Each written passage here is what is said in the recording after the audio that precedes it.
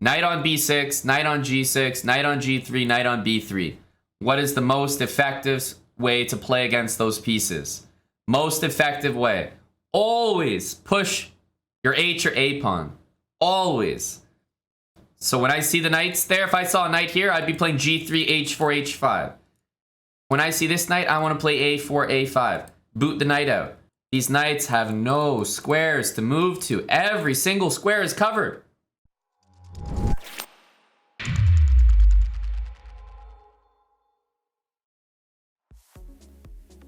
All right, I'm going to start with d4 and we'll see what happens. d5, what should we play?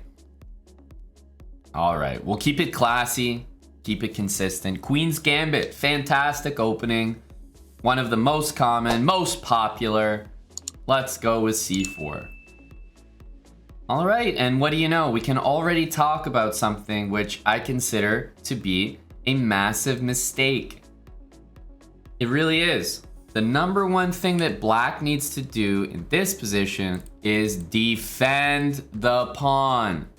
Yes, you can play this, but at the lower levels, I wouldn't recommend giving away your center like that. Defend your pawn. You need a pawn in the center. You need to control the center. So our opponent played knight f6. Yes, it guards the pawn, but it doesn't guard a pawn with a pawn. So what I'm going to do here is I'm going to take. And now tell me what you're going to do. Because if you take with the queen, I'll walk out and attack your queen with my knight. If you take with the knight, why am I the one who gets this beautiful privilege to have the entire center and with tempo? Right? This is already a fantastic, small, but very noticeable advantage for the white pieces. This is precisely why you need to defend d5 with a pawn. You can't let me have that whole center for free. And I think the way that I play the game from here will not surprise you, right? Like, if you guys want to even shout out 5 moves that you think my next 5 moves will be, doesn't have to be in order, just like, where are my pieces going to go? Because you're probably going to be right. It's not that hard to play this position. You got a big old center. I mean, where do our pieces go? It really shouldn't be that hard to spit out like 5 very reasonable moves.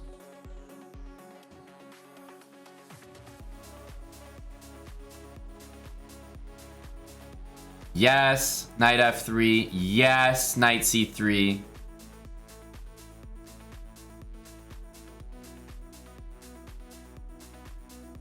Bishop c4, I would personally say no. Just me. More of a personal preference thing. 1, 2, maybe bishop d3. Maybe castling. Right? And then maybe bishop f4. Sure. Right? Why the heck not? Okay, well, let's put some of them on the board, right? Let's go. Just put them out there. Holy smokes. Now, that move prevents me from putting my knight there. Absolutely. But it's not a good move. Right? Moving your pawn like that, oh boy, that is a serious mistake. Am I gonna go insane trying to punish this right now? No, I'm not. I'm just gonna continue developing. I'm not gonna, I know this is a mistake, I know this is a weakness, but it's not the type of thing that I can just like checkmate him all of a sudden. Right? I know that it's a problem. I'll deal with it in time. Okay, bishop to g4. Pinning my knight. If he takes, I want to take back with the queen. Then his queen would be able to take my pawn. So let's just make a very basic move. Bishop e2. Get out of the pin. Nice and simple. I don't want to overthink it here. If he takes, now I take here, and my queen still guards my pawn. Right? The reason I'm using this bishop instead of maybe playing bishop e3 is because of 2 reasons. Number 1, I'm not interested in dealing with this being a pin anymore. Playing bishop e3, yes, it guards the pawn, but I'm still pinned. I don't like that. I like the flexibility of being able to move my knight if necessary. Second reason, the most important thing to do in a game, especially when you're getting started, is to castle. So yes, bishop e3, great, but in general, you want to be developing your kingside pieces because you want to get castled. That's the holy grail. But let's get castled. Not going to prolong it any longer.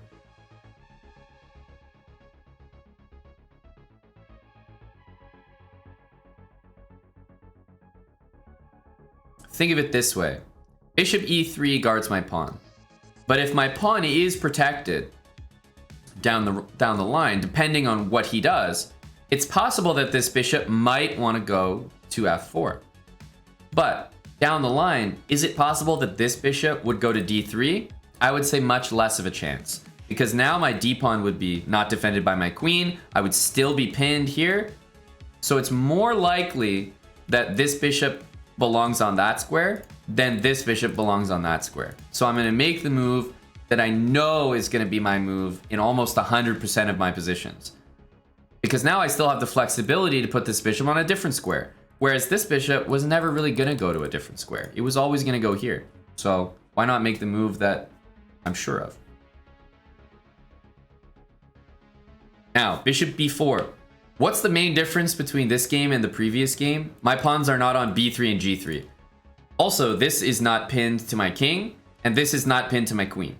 So these bishop moves are much less effective than my bishops, let's say, in the last game. I think it was a couple games ago that we looked at, right? h3. What a beautiful habitual move, right? Just ask the bishop what it's doing. If you want to take me, go ahead. I'd love to just clarify that. Here we go. Just clarify that. Okay, I just want to know. And you've taken me here. I was maybe even going to ask you over here what you're doing. But the fact is, when someone plays bishop b4 and pins your knight to nothing, never bother kicking them out with a3. I wouldn't say never, maybe that's a strong word, but guess what? If someone is doing that, their plan is to take you. So just operate around it. Play bishop there, play rook c1, play queen b3, develop your pieces. Don't waste time doing this because guess what? They're already planning to take you. If they don't take you, then what the hell was the point of their move? It makes no sense. So we're gonna leave that there. He ends up taking us voluntarily. Now I don't even have to waste time playing that move. Knight on b6, knight on g6, knight on g3, knight on b3. What is the most effective way to play against those pieces? Most effective way. Always push your h or a pawn. Always. So when I see the knights there, if I saw a knight here, I'd be playing g3, h4, h5. When I see this knight, I want to play a4, a5. Boot the knight out. Then the knight's going to have to go where? Somewhere back here. Then I can go queen b3 and I'll be attacking some serious pawns. A lot of people are suggesting bishop a3. I hate it. Why do I hate it? Because my pawn is not in front yet. It will always feel, it'll just give you that sense of comfort. When you play bishop a3 and your pawn's in front of the bishop, your world's your oyster. You can play a5. Your pawn has some actual intentions. But if you play bishop a3, yeah, the rook will move. What's your next idea? You play queen b3, he guards the pawn. I'd rather have my pawn here, so I'm actually threatening something like a5. So a4 to me, automatic move. I'm not thinking about e5 to hit that. Not yet. Not yet. I want to bounce these knights around. a4 is very effective at doing that. And people don't even understand that you're about to make a very serious threat when you start pushing these pawns. So for example, in this position, I'm already seeing a5 and queen b3. This bishop, I'm not committing yet. I don't know where we want to put it. Maybe here, but probably here. But I'm not rushing. For now, queen b3 hits this pawn. Right? Queen b3 also hits that pawn. Because my next idea is going to be a5. So the question is just the order. Do I play a5, knight c4, and then queen b3? Or do I play it the other way and go queen b3, hit the pawn, and then go a5 to hit that pawn? Honestly, both are, very, very strong. Very, very strong. But which one, looks like it does more damage? For me, I'm kind of looking at a5 first. It might transpose 100%. It really might. If I go here, you know, it might just transpose, because if I go a5 or queen b3, my opponent could reply queen e7 and then play knight d7 after a5. And it'll be the exact same. It really will. This move does not allow knight c4. So actually, queen b3 makes a little more sense because it just restricts my opponent's options. But the fact of the matter is, after knight c4, queen b3, there's an important move that you need to see there that just kills it. That just makes you realize, there's a certain move that just basically refutes the entire line. a5, knight here, queen b3, and it's not knight takes a5 from c4, because then maybe I would take here, but knight takes a5 from c6. Now the knight's protected. Everything's bad there. So we definitely want to start with this move first, hit that pawn, stop knight c4, and then go a5. But these were my two moves no matter what. I just had to figure out the order to do them in. Important to remember that I'm not in any rush to move this bishop. Like, guys, this bishop can develop anytime. It's on a great diagonal at the moment. It's actually contributing a lot without even moving. Queen e7. Wait a minute. Did we just benefit from not rushing to move our bishop? And now by moving the bishop, it's actually a lot better because we had the patience and instead did these moves instead. Oh yeah, that's right, we are. That's right, now bishop a3 looks a hell of a lot better, doesn't it? Yeah, that's right.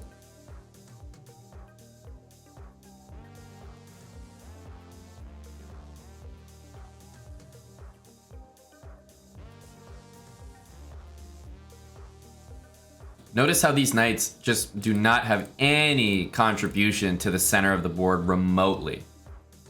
Nothing. Truly.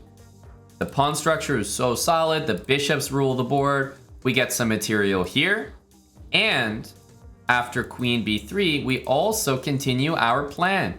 a5, do not let that knight sit on b6. I can't stress enough, when you see a knight here, when you see a knight here, doesn't matter which side of the board, which color you are, it's usually a very good idea to consider moving a pawn. Now, moving a pawn h4, h5 needs more consideration because it's in front of your king usually. But playing a4, a5 against the knight here, nearly automatic. Same for black, a5, a4 with a knight on b3. Knight goes back, well guess what? It's time to gobble this pawn. Hitting the knight, hitting that pawn as well once the knight moves. These knights have no squares to move to. Every single square is covered, right? Look at this knight. Covered, covered. It can go to b8, congratulations, right? This knight, no, all covered. It could go to d8, b8, and e7, congrats. After knight e7, can't even go to d5 or f5. If the knight went to g6, quite honestly, what would I do? I would literally play the move g3, restrict those two squares, and then probably play the move h4 and play h5 and not even let the knight exist on g6. The exact same thing I did over here. And the knights would just be dominated. Obviously, rook to b8 here is a blunder. Just going to take a free knight.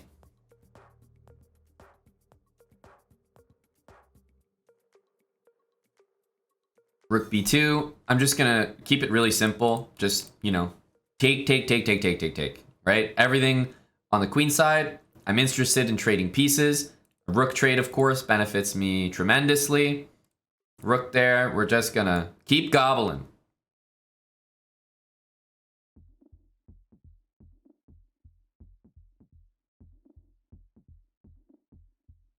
And again, not going to overthink it here. You got to pass pawn, push him, baby.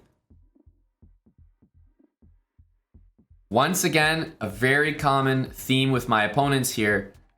I mean, I'm sitting here explaining some concepts, so definitely I'm maybe taking more time than I need. And let's make something clear. I could make every move in less than 2 seconds and, you know, win very easily. But why are my opponents always the ones sitting at 15 minutes? That's never changing. It's like, why am I the one at 7 minutes. My opponent's at 15. Use your time. People don't use their time. Just think. I promise you, every single person that I play here would be a stronger player if they thought, like if they gave it a little calculation. I'm sure we would see higher quality moves. There's no debate about that. They're thinking on my time. They might be thinking on my time, but the problem is there's no way that they're seeing the moves that I'm playing. So you're right, they're probably thinking on my time, but they're not thinking about the right stuff. There's no way. They're thinking about the lyrics to the latest AI Drake song. Let's take this. That's a queen trade. And then we'll take the knight afterwards. Did we just get linked to a resignation article?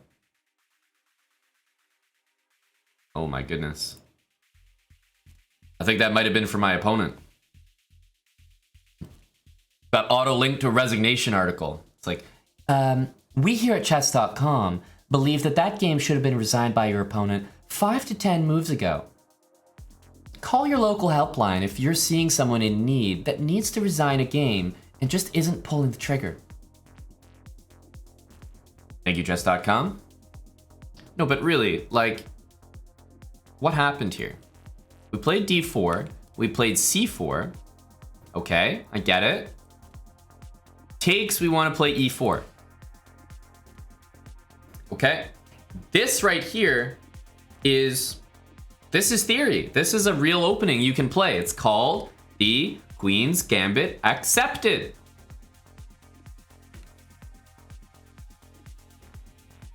Right? Black could play knight there. Okay. Now, what my opponent did was play knight here. So now, after this, let's just say my opponent played knight back. Do you see how this is the exact same position? But what's the difference? What's the difference between this position with my move, white to move, and this position? It's my move in both cases. The knight's there in both cases. My pawns are here in both cases. There's just no pawn. It's already gone. The pawn on c4 has just disappeared. This is so much better for me because it's just not there. Of course, this is like a massive advantage that I don't have to worry about that c-pawn. So when you're playing the Queen's Gambit as black, it's imperative that you keep a pawn in the center. Play e6. Look at the difference in how, like if I take whatever, I can't play e4. I can't own the center. Black has just as much stake to the center as white. We both have a center pawn. We both control a square. As soon as you play this, if I take, you take with the queen, I go here. You move your queen, I go e4. Already bad news. You go here, I go e4. Let's follow the game, right? Knight b6, knight f3, f6. Another bad move, knight c3. How easy is white's position?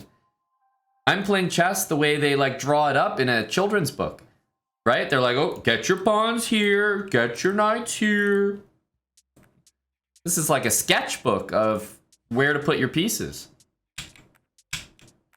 Nice simple development, not overreacting. Habits h3. He voluntarily did this, and all of a sudden I was thrown into this position. And certainly here, I would say is the moment where a lot of us might differ in terms of how we continue. Right? So the best move by far, in my opinion, is a4. Stay flexible with your bishop. Bishop a3 is a good move, but considerably worse than a4. The rook just moves here. And now what?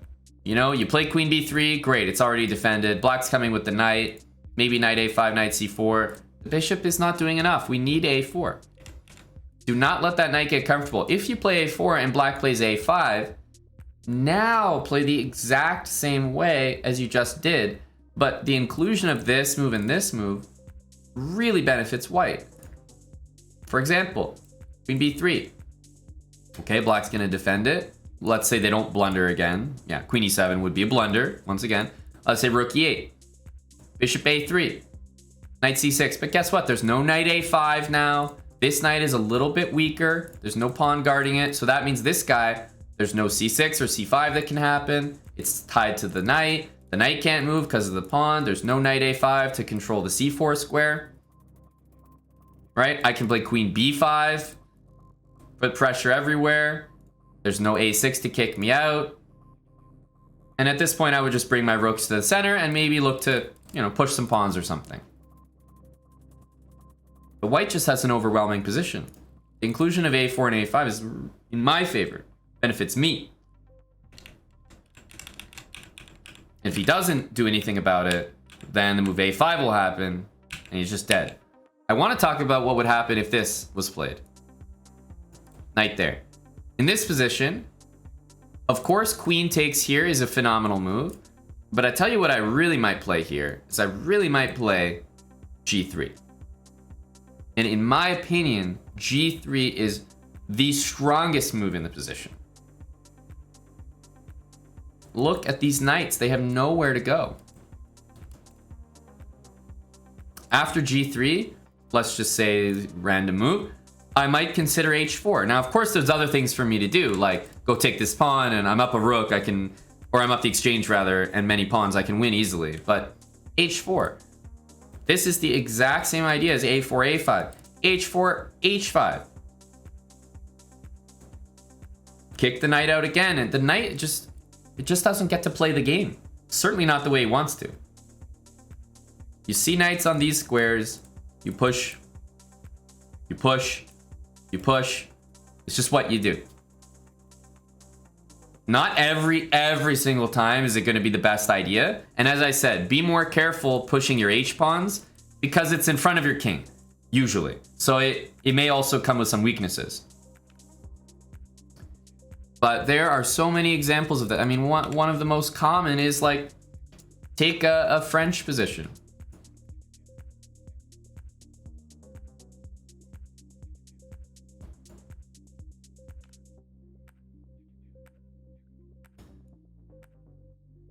What's the move here? It's h4. It might be more obvious here because we have a threat behind it, but the idea is h4. And if h5 gets played, as it's the best move here actually, the queen moves, and this knight is a little bit weaker. Now bishop d3 comes with a serious threat. This pawn is actually a target for white now. I can maybe play queen here and bishop e2 and take it. So just playing h4 when you see the knight there that's just what you do. Always. Have you guys ever seen Karo Khan? Right? You see something like this. I don't know, maybe like knight here, and you know, main line would be knight takes knight. White might play knight g3 and d4. One of the best moves after knight g3 is h5. Really. Like I think it's the best move, basically. Because the prospect of dealing with h4 is so annoying. You can't put your knight anywhere. What, are you going to go back to e2? You're blocking all your pieces. Like, it's just uncomfortable. So yes, you're going to play h4 to defend that. But then all of a sudden, black goes bishop g4, and you don't have h3 to kick the bishop out. Black gets all these benefits just because he compels you to play the move h4. It's not a move you want to play. But h5 for black is not that bad, because there's a knight on g3. Black can play the move g6, which usually follows a great h-pawn push. And what does g6 do? It covers all the squares the knight could go to. So pawns on g6 dominate knights on g3, and vice versa, of course. Pawn on b6 dominates a knight there. So one of the best structures you could have for knights on these squares is, of course, you know, your pawn pushed up, and then maybe this pawn to follow. It just dominates all the possible squares the knight could go to. It's really uncomfortable. Usually when that happens, you need to completely reroute your knight. Like, your knight just can't exist on those. It does nothing. It contributes nothing.